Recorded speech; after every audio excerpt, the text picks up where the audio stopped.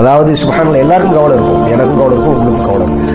நல்ல ஃப்ரெண்ட்ஸ் இருந்தாங்கன்னு வச்சுங்களேன், சுப்ஹானல்லாஹ் நல்ல ஃப்ரெண்ட்ஸ் இருந்தாங்கன்னா தேர் பிளெஸ்ட். அவ்வளவுதான். நல்ல ஃப்ரெண்ட்ஸ் இருந்தாங்கன்னா அல்லாஹ்வினால் நாம் கருணை செய்யப்பட்டவர்கள் தான்.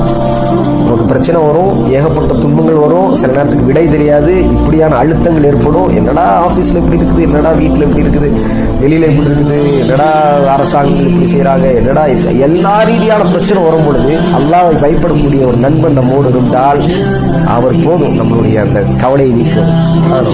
அவர் பேசக்கூடிய சில வார்த்தைகள், அவர் பயன்படுத்தக்கூடிய சில ஆயத்துகள், சில ஹதீஸுகள், சில வரலாற்று சம்பவங்கள் நமக்கு தெரிந்ததாக இருக்கும்.